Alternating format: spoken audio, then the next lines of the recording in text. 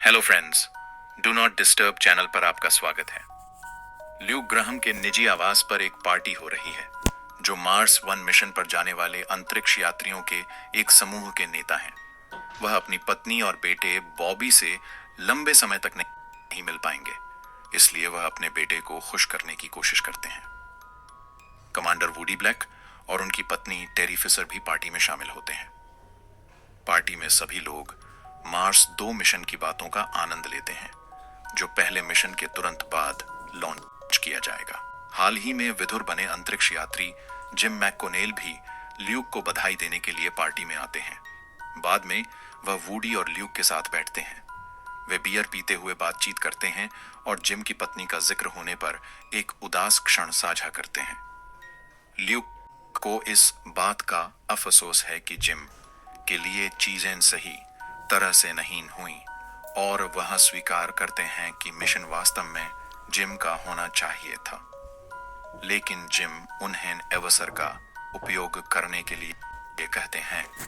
13 महीने बाद ल्यूक और उनकी टीम ने मंगल ग्रह पर लैंडिंग की है और वे मंगल के सिडोनिया क्षेत्र में अपना शोध कर रहे हैं। उनकी टीम ने क्षेत्र का सर्वेक्षण करने के लिए एक छोटा रोवर भेजा है। ल्यूक बाहर एक बड़े पहाड़ से एक चट्टान निकालने की कोशिश कर रहे हैं, जब उनकी टीम को 16 किलोमीटर की दूरी से एक चमकती हुई सफेद रोशनी दिखाई देती है। ल्यूक को संदेह है कि यह बर्फ हो सकती है, लेकिन उनकी टीम सहमत नहीं है। वह उन्हें परिणाम को पृथ्वी की कक्षा में स्थित वर्ल्ड स्पेस स्टेशन पर भेजने के लिए कहते हैं, जहां जिम अन्य देशों के अंतरिक्ष यात्रियों के साथ पर्यवेक्षक के रूप में मौजूद है और ल्यूक खुद भी वहां जाने की तैयारी करते हैं। स्टेशन को भेजे गए वीडियो में ल्यूक रिपोर्ट करते हैं कि जो उन्होंने देखा वह पानी के एक उपसतही जियोथर्मल कॉलम का उत्सर्जन हो सकता है, जो भविष्य में मानव उपनिवेश के लिए उपयोगी होगा। स्पेस स्टेशन को रिपोर्ट करने के बाद ल्यूक और उनकी टीम अपने वाहन में उस स्थान पर पहुंचते हैं। जैसे ही वे सूट पहनकर बाहर निकलते हैं, उन्हें अपने संचार सिस्टम पर एक धीमी आवाज सुनाई देती है। वे अपना उपकरण स्थापित करते हैं और ध्वनि के स्रोत को खोजने की कोशिश करते हैं, जिसे वे अपने रडार से होने वाला हस्तक्षेप मानते हैं। उन्हें रिपोर्ट मिलती है कि स्रोत धातु है, लेकिन जब वे शक्ति बढ़ाते हैं तो जिम की मॉनिटर स्क्रीन पर अचानक एक विस्फोट की छवि दिखाई देती है, लेकिन कुछ भी स्पष्ट नहीं होता है। तभी उस स्थान के पास एक बड़ा तूफान बनना शुरू हो जाता है। यह एक बड़े बवंडर में बदल जाता है और ल्यूक को छोड़कर सभी की जान ले लेता है, जो मुश्किल से मलबे में दबने से बचते हैं। इस विनाशकारी घटना से एक विद्युत चुंबकीय पल्स उत्पन्न होती है, जिसे पृथ्वी के पास के एक स्पेस स्टेशन द्वारा देखा जाता है।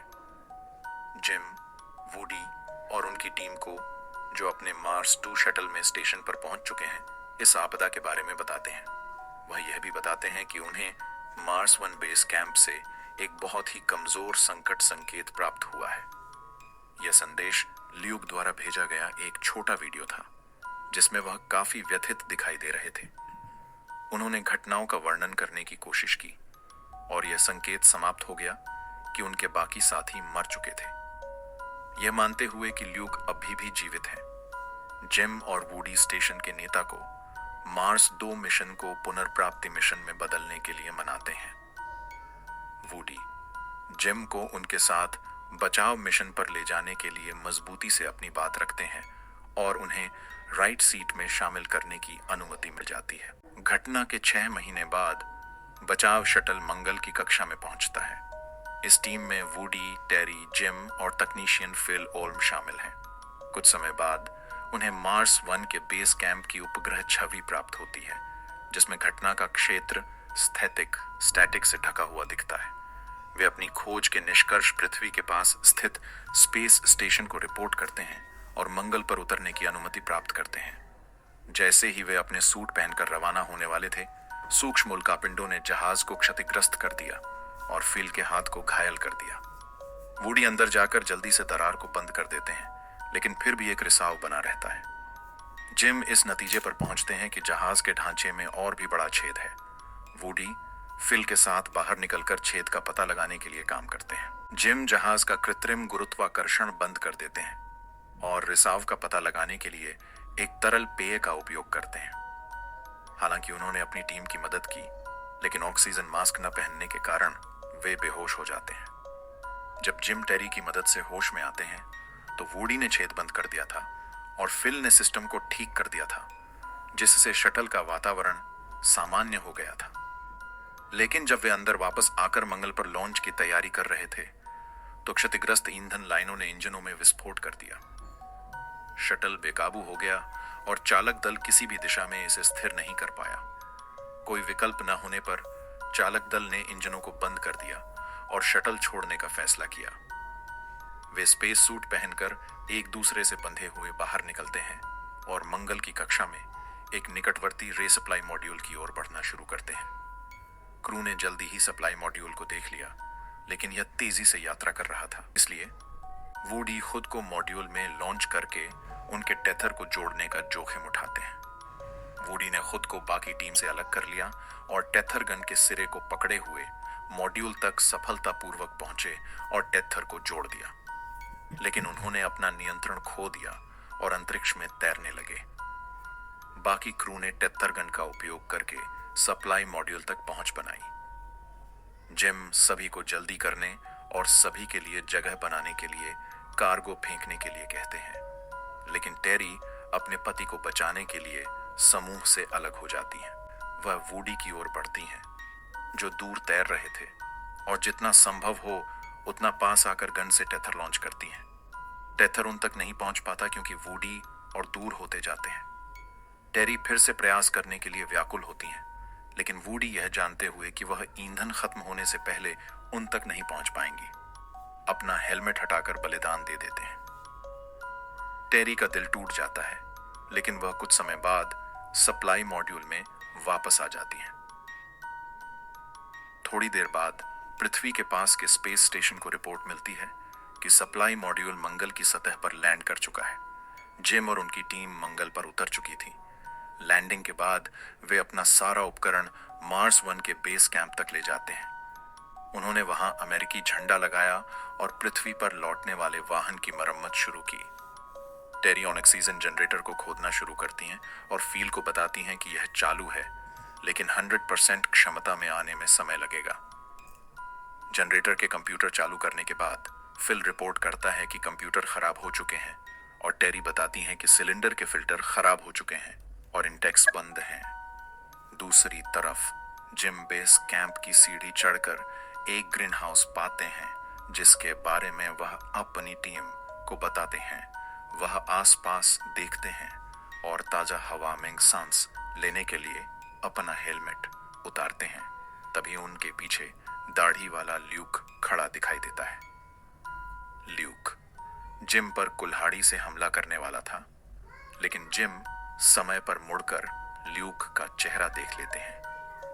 जिम का चेहरा देखकर ल्यूक चौंक जाता है और खुद को कोने में ले जाता है। जिम सावधानी से उसके पास जाने की कोशिश करते हैं, लेकिन डरे हुए ल्यूक उन पर हमला कर देते हैं और दोनों के बीच संघर्ष शुरू हो जाता है।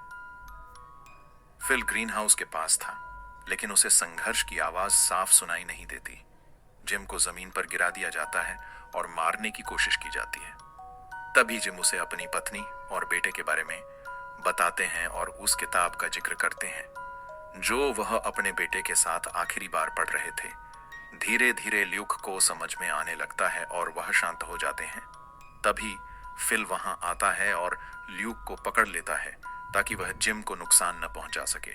जिम बीच बचाव करते हैं और ल्यूक को फिल का चेहरा याद आ जाता है। वह टेरी को भी पहचान लेता है, जो यह देखने आई थी कि क्या हो रहा है। ल्यूक अपने दोस्तों को देखकर खुश होता है और जिम को बचाव मिशन और वूडी की मौत के बारे में बताते हैं। ल्यूक उन्हें ग्रीन हाउस के बारे में बताने लगता है, लेकिन जिम उससे पूछते हैं कि मार्स 1 की टीम को क्या हुआ। ल्यूक उन्हें घटना के बारे में बताता है, लेकिन टीम को शक होता है कि शायद वह मंगल के वातावरण के संपर्क में आने के कारण मानसिक रूप से अस्थिर हो गया है।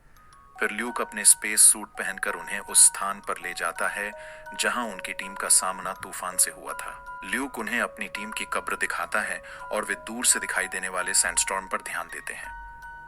जिम दुर्घटना के दिन के बारे में पूछते हैं और ल्यूक उन्हें अपने कंप्यूटर स्क्रीन पर मंगल के चेहरे की तस्वीर दिखाकर समझाने की कोशिश करता है।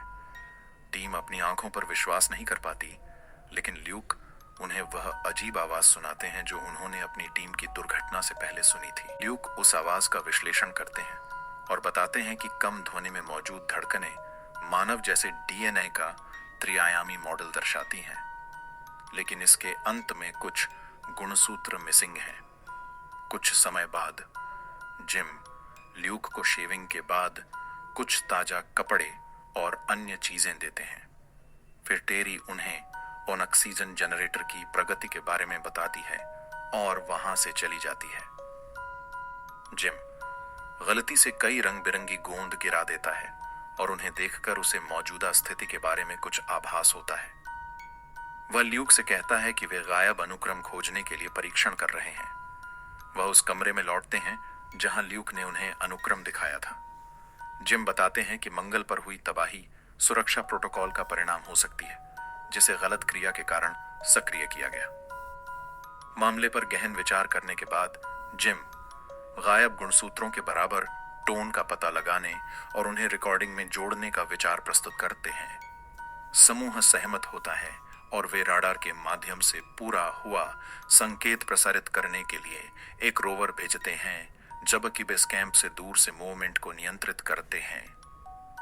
रोवर के सुरक्षित दूरी पर पहुंचने के बाद वे ट्रांसमिशन शुरू करते हैं। कुछ समय बाद एक तेज रोशनी चमकने लगती है और चेहरे के किनारे एक उद्घाटन दिखाई देता है।